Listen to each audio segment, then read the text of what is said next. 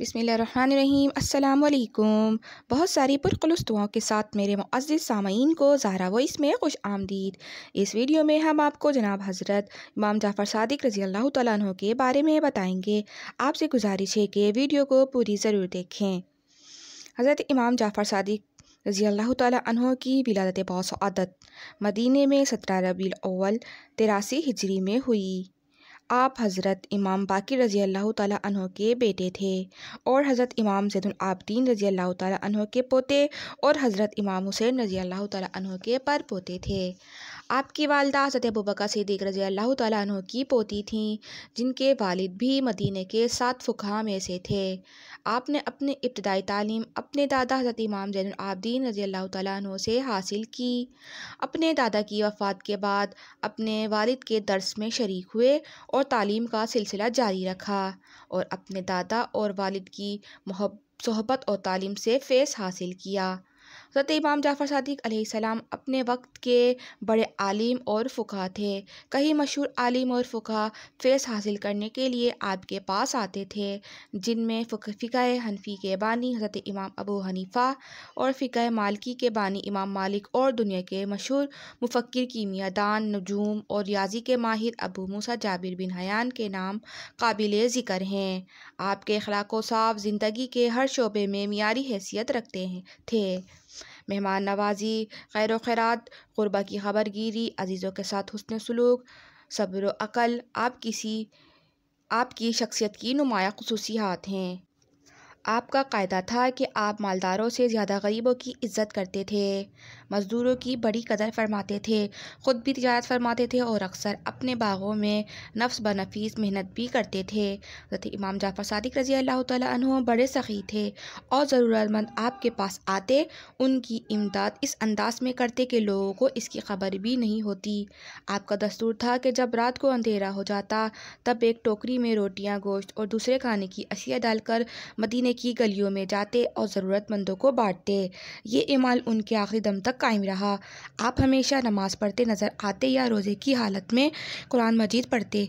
आपके दिल में अल्लाह ताला की ज़ात के अलावा दूसरे किसी का खौफ ना था। हज़रत इमाम जाफ़र सादिक अलैहिस्सलाम ने फरमाया कि अगर लोगों से मेल मिलाप रखना हो तो अच्छे लोगों से रखना चाहिए। गुनहगार, फासिक, बदकार लोगों से हमेशा दूर रहना चाहिए।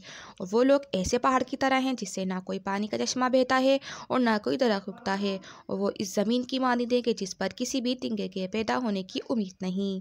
हज़रत इमाम जाफ़र सादिक रज़ी अल्लाह तआला अन्हु ने दीनी मसाइल की तहकीक और छानबीन के बाद कुरान और हदीस की रोशनी में फ़तवे दिए। इन दीनी फ़तवों, फ़ैसलों और दीनी इस्लाहत ने आगे चलकर बाकायदा फ़िक़्ह की सूरत इख्तियार की, जो फ़िक़्ह जाफ़रिया के नाम से मशहूर है। आपकी दी हुई तालीमात में कुछ बातें ये हैं कि नमाज़ पढ़ें और इस पर हमेशा कायम रहें, क्योंकि नमाज दीन का सुतून है। आपने फरमाया कि जो शख्स दूसरों के लिए घड़ा खोदता है वो खुद इसी घड़े में गिरेगा। जो शख्स बेवकूफ़ों की सोहबत इख्तियार करता है वो जलील होता है, और जो शख्स ख़राब जगहों पर जाएगा इसके लिए लोग अच्छा नहीं सोचेंगे। हमेशा सच बोलें, चाहे इससे नफ़ा पहुँचे या नुकसान। आपके हुस्न अखलाक के बहुत से वाक़यात भी हैं। एक मरतबा एक हाजी मदीने में आया और मस्जिद नबवी में सो गया। आँख खुली तो इसको शुबा हुआ कि इसकी 1000 की थैली मौजूद नहीं है। उसने इधर उधर देखा, किसी को मौजूद ना पाया। एक गोशे मस्जिद में हज़रत इमाम जाफ़र नमाज़ पढ़ रहे थे। वो आपको बिल्कुल ना पहचानता था। आपके पास आकर कहने लगा कि मेरी थैली तुमने ली है। आपने कहा इसमें क्या था? उसने कहा कि 1000 दिनार थे। फिर आपने फरमाया मेरे साथ मेरे मकान तक आओ। वो आपके साथ हो लिया।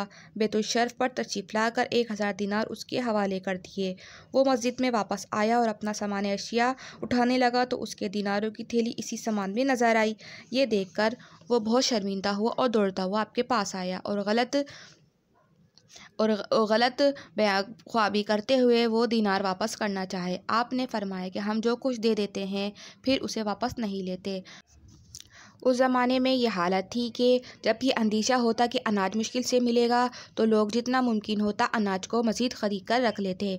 मगर हज़रत इमाम जाफ़र सादिक रज़ी अल्लाह तआला अन्हु के किरदार का एक बहुत प्यारा वाक़या ये है कि एक मरतबा आपने अपने वकील से इरशाद फरमाया कि गल्ला रोज़ बरोज़ मदीने में कम होता जा रहा है, हमारे पास कितना गल्ला होगा? वकील ने कहा कि हमें इस गिरानी और कहत की तकलीफ़ का कोई अंदेशा नहीं है, हमारे पास गल्ले का इतना ज़ख़ीरा है कि जो बहुत अरसे तक काफ़ी होगा। आपने फरमाया कि ये तमाम गल्ला फ़रोख्त कर डालो, इसके बाद जो हाल सबका होगा वो हमारा भी हो। जब गल्ला फ़रोख्त कर दिया गया तो आपने फरमाया अब खालिस गेहूँ की रोटी ना पका करे, बल्कि आधे गेहूँ और आधे जौ की रोटी पका करे। जहाँ तक मुमकिन हो हमें गरीबों का साथ देना चाहिए।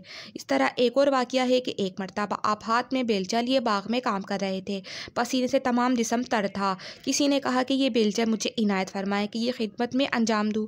आपने फरमाया कि तलबे मुआश में धूप और गर्मी की तकलीफ़ सहना ऐब की बात नहीं। आप गुलाम और कनीज़ों पर वही मेहरबानी फरमाते थे जो उस घराने की इम्तियाज़ी सिफ़त थी। जनाब हज़रत इमाम जाफ़र सादिक़ रज़ी अल्लाह तआला अन्हु के हुस्न अख़लाक़ के और भी बहुत सारे वाक़यात हैं। आपकी ज़िंदगी से हमें ये सीखने को मिलता है कि आप नबी करीम सल्लल्लाहु अलैहि वसल्लम की आल हैं, पर आप में ज़रा भी गुरूर नहीं था। आप बहुत अच्छे अख़लाक़ के मालिक थे। हम सबको चाहिए कि हम भी अपनी अख़लाक़ को बेहतर बनाएं, अपनी किसी भी चीज़ पर गुरूर ना करें, अल्लाह के बंदों को बराबर समझें, गरीबों की मदद करें, यकीन माने कि आप दुनिया और आखिरत दोनों में कामयाब हो जाएंगे। हज़रत इमाम जाफ़र सादिक़ रज़ी अल्लाह तआला अन्हु जैसी अजीम हस्ती की वफ़ात 15 शव्वाल 148 हिजरी में 56 साल की उम्र में हुई।